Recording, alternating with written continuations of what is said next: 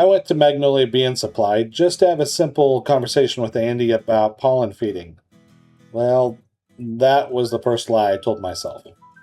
Because nobody just walks into a bee store to just talk. That would be like walking into a gun store asking what time it is. I came home with a Varroa testing system, a complete Hive Butler uncapping setup, an electric bee smoker, and a burlap sack. So technically, we did discuss pollen feeding. It was just a very expensive conversation. This smoker was born DeWalt, but it now identifies as Ridgid. And today, we're going to find out whether this thing is the future of beekeeping or just a really expensive soda can with a fan attached to it.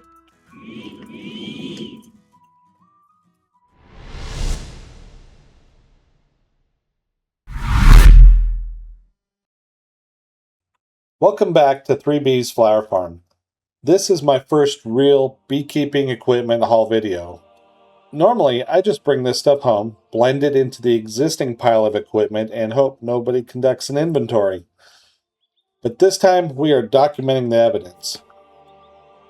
I picked up the Varroa EasyCheck mite testing system, the complete Hive Butler uncapping tank package, a Shamrock equipment electric smoker, and a burlap sack that Andy threw in for smoker fuel. The burlap was a gift, so according to the accounting principles of every hobbyist in America, I saved money. Never mind everything else on the table. We focus on the savings. Full disclosure, nothing here was given to me for a review. Other than Andy throwing in the burlap, I paid for the equipment with my own dollars. These are my actual first impressions, including the things I like, the things I question, and the things that may not survive their first disagreement with gravity. While I was talking with Andy, the conversation moved from pollen into mites, hive health, and record keeping. Andy made this point that should be obvious, but a lot of us, me included, can get lazy about it. We know our bees have varroa mites. We know that.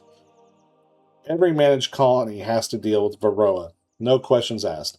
But knowing mites exists is not the same as knowing what is happening inside each individual hive. It's easy to say, it's mite season. I know I've got mites. I'll just treat everybody. But if you never test, never count, and never record the numbers, you do not know where each hive started. You do not know whether the treatment worked. You do not know how quickly the mite population returned. And you do not know whether one colony is handling mites different than the others. Managing bees that way means you are not managing data. You are testing based on just vibes. And apparently, the bee seemed okay is not a scientifically recognized mite threshold. That brings us to the Varroa EasyCheck. Until now, I've mostly referred to this as the mite checking bucket tub thing. But after spending money on it, I should probably start using its government name. This gives me a standardized way to collect a known sample of adult bees, dislodge the mites, can count them, and calculate the actual infestation percentage. The important thing is not simply doing one test. The important part is keeping a record of each hive. Be sure to include the date, number of bees sampled, number of mites found, infestation percentage, treatment used, and then another test after treatment to determine whether it actually accomplished anything. Because pouring treatment into a hive and assuming it worked is not a follow-up plan. That is faith-based pest control. A measured sample means you can compare results from one test to the next. You can identify which hives have the heaviest loads, you can see which colonies rebound quickly after treatment, and over time, you begin building a real health history for each colony. That is considerably more valuable than writing, "Queen seen, bees angry, got stung twice." Although I will probably continue documenting that too. We are not doing an actual mite count today. This is a haul video, not an execution video.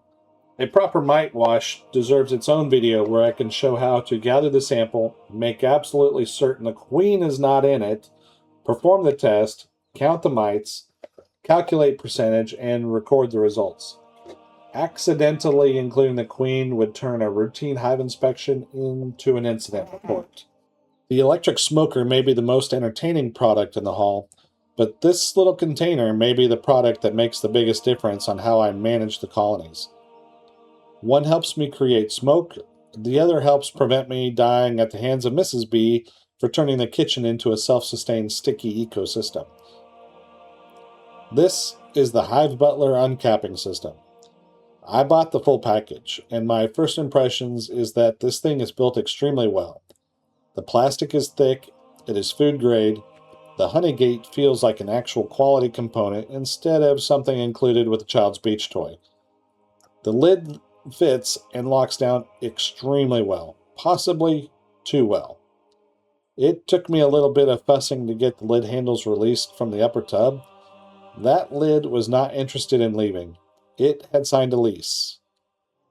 It took me a little bit of fussing to get the lid handles released from the upper tub. That lid was not interested in leaving. It had signed a lease.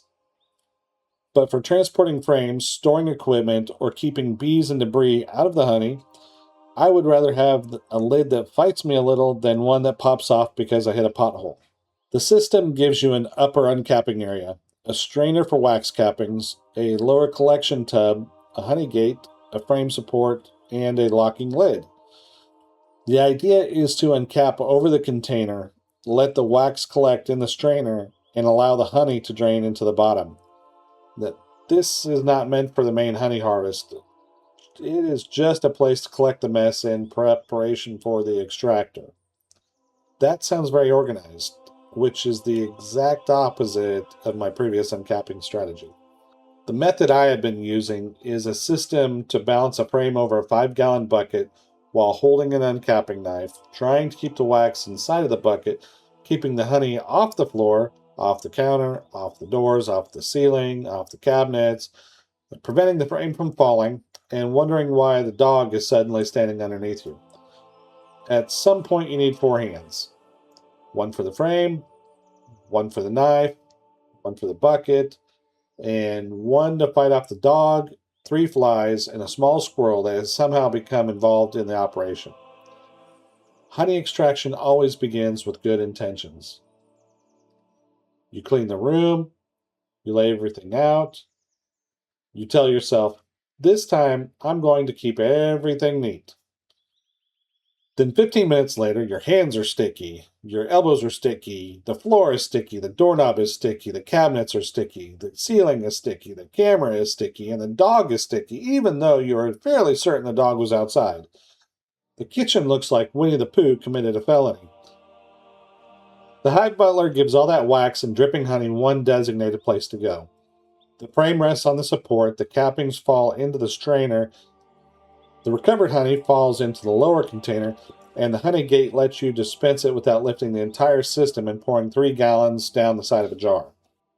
As the nectar season is already over and the hives are currently in a mite treatment, I have not completed an actual extraction with it yet. So I'm not going to claim it has completely changed my life, but based on the build quality and the way components fit together, it looks like a serious piece of equipment.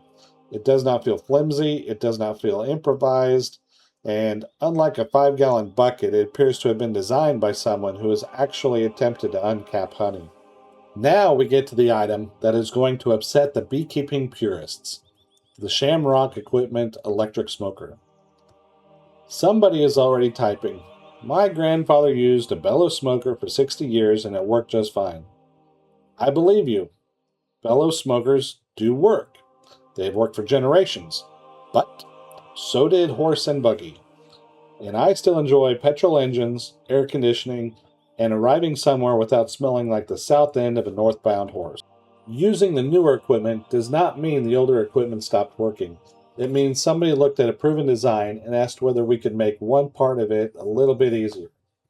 Traditional smokers work just fine. They also come with repetitive squeezing, awkward hand positions, relighting problems, shoulder fatigue, hand cramps, arthritis, carpal tunnel, tennis elbow, smoker's elbow, beekeeper's thumb, and whatever medical condition develops from angrily pumping bellows while a defensive colony pours out of its entrance. The electric smoker uses a heating element to help ignite the fuel and a fan to move air through the chamber. Once a material is smoldering, you just press the button and you get smoke. No bellows, no repeated squeezing, no trying to perform CPR on a metal accordion. Does that make it automatically better? No.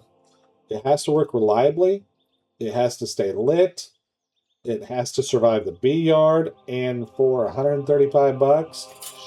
don't tell the wife. It needs to be more than just an expensive smoke-themed novelty. My first impression when I picked it up was, this is light. Maybe too light? The metal body feels thin. Not quite aluminum foil thin, but maybe rolled up soda can thin. For something that costs around $135, I expected it to feel a little more substantial. The overall build quality is what I would call so-so. Not terrible, not premium.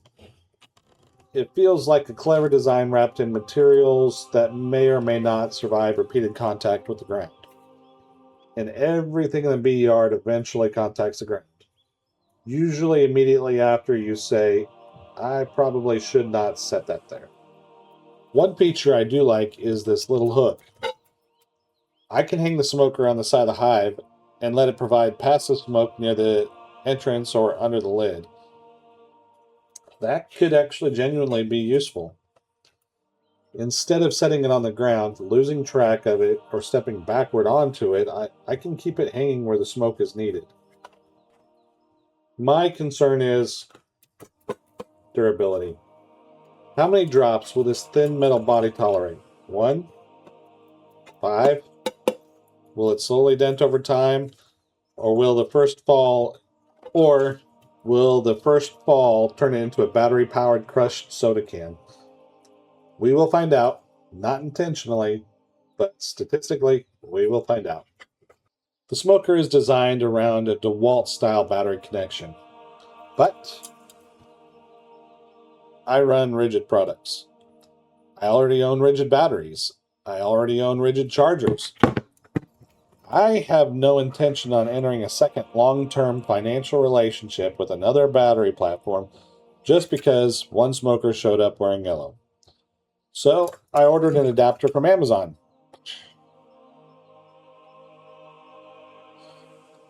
The smoker was born DeWalt, but now it identifies as Ridgid, and I support that transition. Before the DeWalt people start writing angry paragraphs, DeWalt makes perfectly good tools. This is not a quality argument, it's an ecosystem argument. Once a man owns enough batteries, the power tool brand is no longer a preference. It is a legally binding domestic partnership.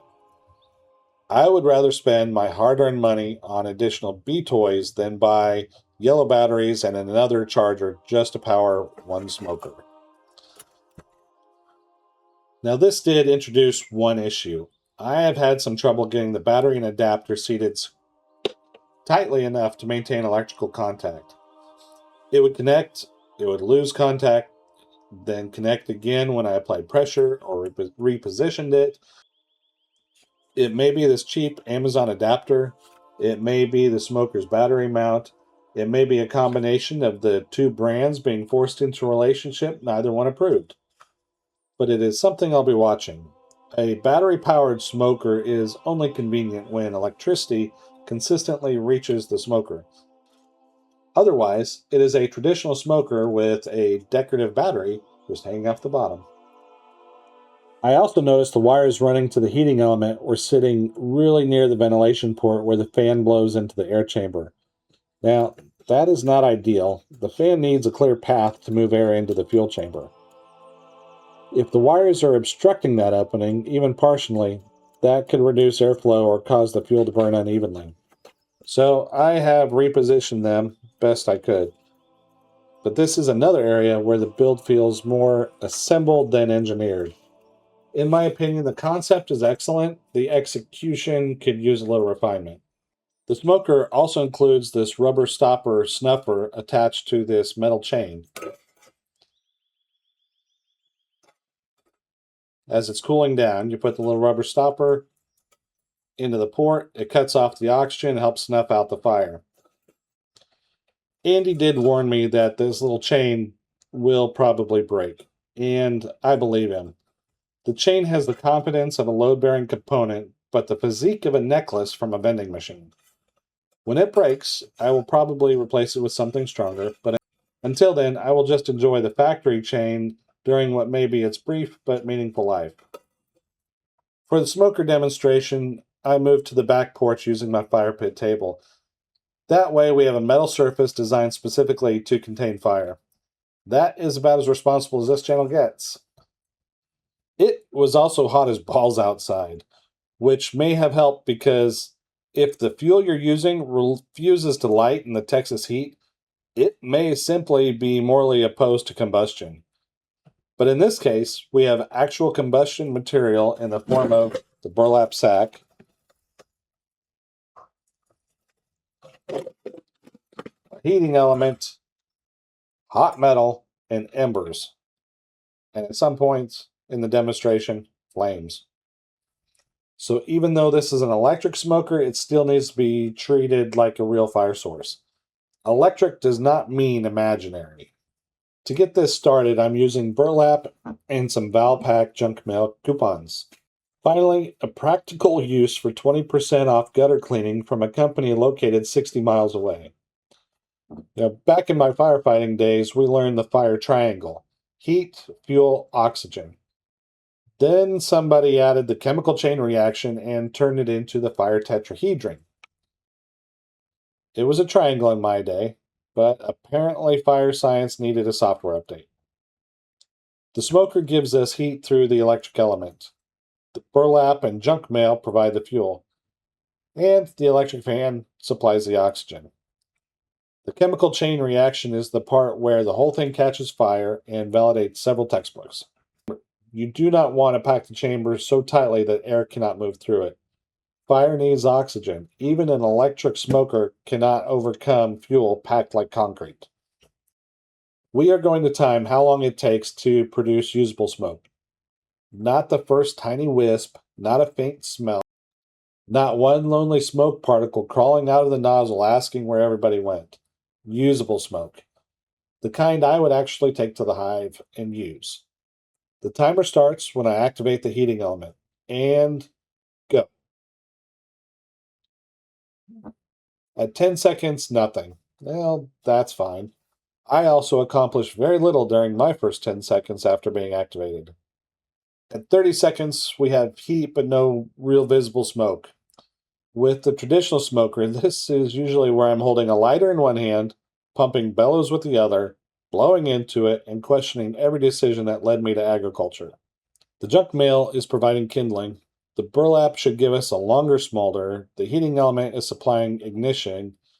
The fan should help establish airflow, and the battery adapter is currently deciding whether it intends to remain part of the electrical circuit. Yes, there we go. We have the first real smoke at 3 minutes.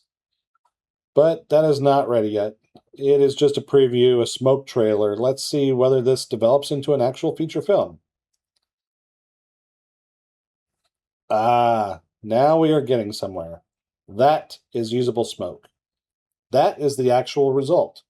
No manufacturer claims, no editing trickery, no grading the product on a curve because I already spent the money. Testing the fan, pushing the button, one press gives a controlled puff, another press gives another puff. Sometimes the puffs just come out from everywhere other than where it was intended. The output is consistent when the electrical connection stays solid and the use of the fan is accomplished, and not having to squeeze bellows is genuinely convenient.